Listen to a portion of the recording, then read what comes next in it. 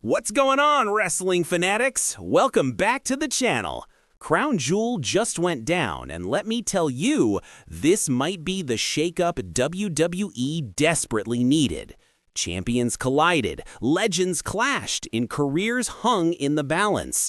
But before we dive into the chaos, there's something brewing backstage that nobody saw coming. Stick around because we're breaking down every jaw-dropping moment, plus the shocking news about WWE's latest roster shakeup that has everyone talking. Before we jump in, do me a favor, smash that subscribe button and hit the bell so you never miss our daily wrestling breakdowns. Trust me, you don't want to miss what's coming next.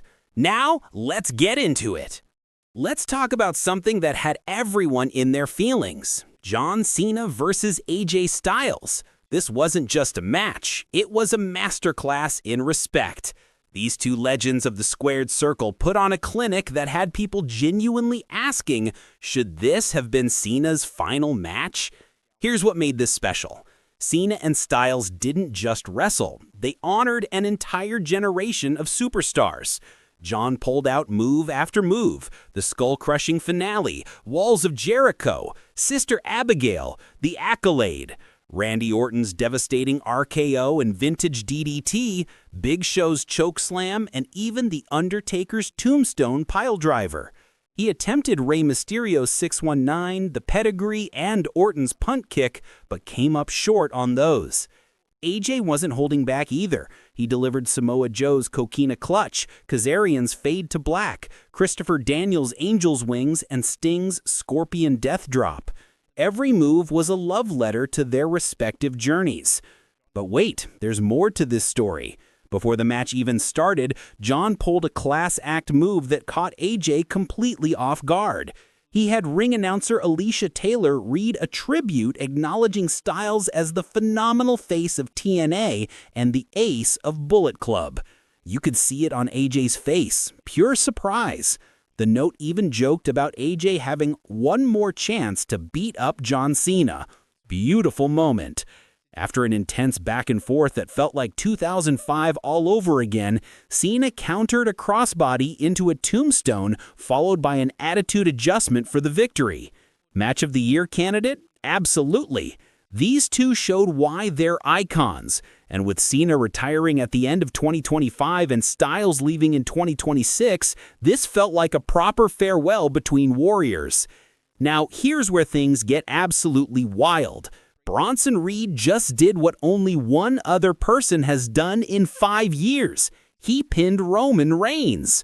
Let that sink in. 5 years. The only other person? Cody Rhodes at WrestleMania 40. This Australian street fight between Reed and Reigns was brutal, exactly what you'd expect from two powerhouses. Paul Heyman was in Reed's corner and things got messy when Bron Breakker interfered. The Usos came running for the save, but here's the kicker. Jey Uso accidentally speared Roman through a table instead of Reed. That mistake turned the tide completely, and Reed capitalized with a finale for the 3 count. But the real story happened after the bell. Roman was furious. He tore into both Jey and Jimmy, telling them he doesn't want to see them until Christmas. Christmas! Roman, the same guy who spent 3 years using his cousins to keep the championship, now wants to prove he can win alone. Jey walked out furious, leaving Jimmy standing there processing what just went down.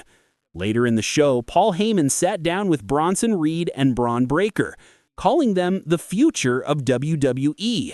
He cryptically told them not to interfere in Seth's match, adding that if Seth loses, they know what will happen. Ominous much? This win is massive for Bronson Reed. He's been on an incredible push since returning from injury, and pinning Roman Reigns cements his status as a top-tier threat. The Bloodline drama continues to simmer, and honestly, this could get uglier before it gets better. Will Jimmy turn on Roman too? Stay tuned. If you thought Cena versus Styles was match of the night, the women said, hold our championship belts. Rhea Ripley and Io Sky took on the Kabuki Warriors, Asuka and Kairi Sane, and delivered an absolute banger.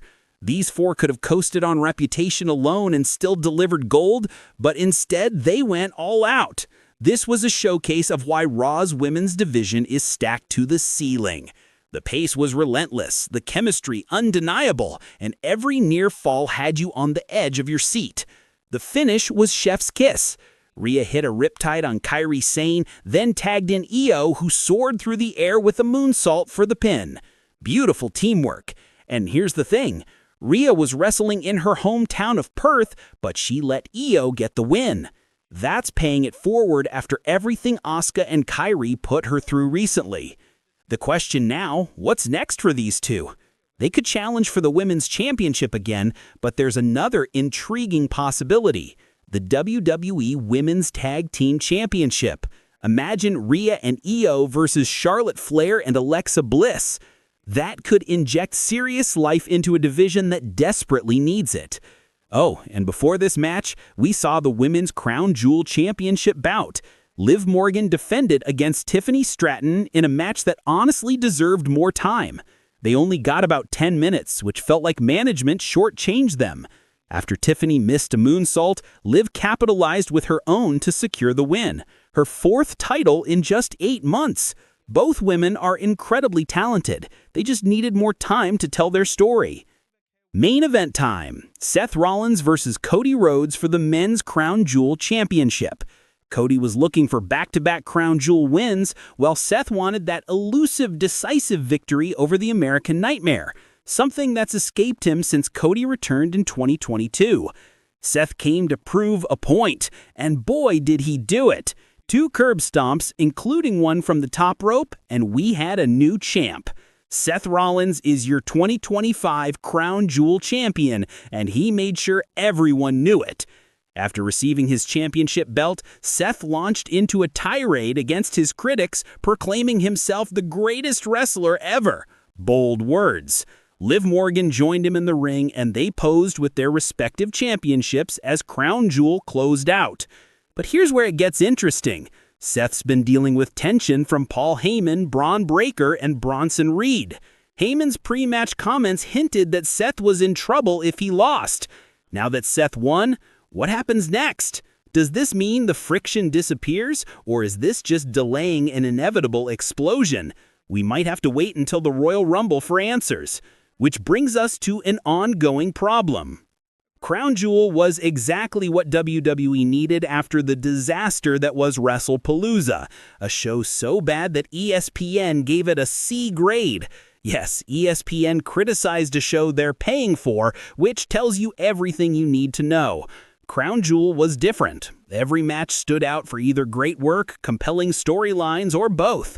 Reed versus Reigns furthered the Bloodline implosion, Cena versus Styles delivered nostalgia and respect, the women proved they belong in any conversation about match quality, and Seth finally got his signature win over Cody.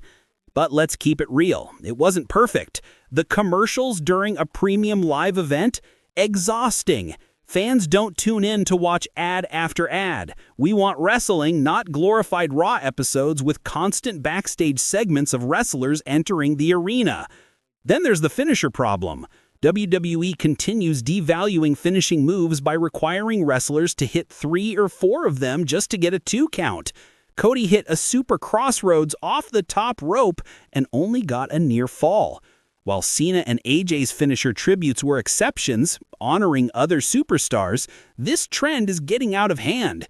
If every finisher requires multiple attempts, they stop being finishers. And can we talk about pacing? WWE loves to let stories breathe, but sometimes breathing becomes suffocating. Seth's tension with Heyman got teased hard, then what? Nothing. No payoff, no confrontation, just back to business as usual. Fans expect progression, not endless teasing with no resolution. Still, this was a much-needed reset. Crown Jewel elevated talent like Bronson Reed and Liv Morgan, delivered 2 Match of the Year candidates, and kept the show at a reasonable length. No duds. That's a win in my book. Now, the news that has everyone buzzing. WWE just released 9 wrestlers. The list includes Wes Lee, Stevie Turner, Lance Anoa'i, Jin Tala, Draco Knox, Hayes Jameson, Summer Rae, Braden, BJ Ray, and Jamar Hampton. Lance Anoa'i's release shocked people given his legendary last name, but here's the thing. According to Brian Alvarez from Wrestling Observer, these weren't budget cuts. WWE has over 130 people in development and hires regularly. If you're not progressing fast enough or they don't see main roster potential, you're out. Simple. That's the new reality in this era. So, there you have it. Crown Jewel delivered big time with legendary matches, shocking moments, and storylines that have us all speculating about what's next. WWE seems to be finding its creative footing again, and if this momentum continues, we're in for one wild ride heading into 2026. What did you think of Crown Jewel? Who had match of the night, and where do you see the Bloodline drama heading? Drop your thoughts in the comments. I read every single one. If you enjoyed this breakdown, smash that like button.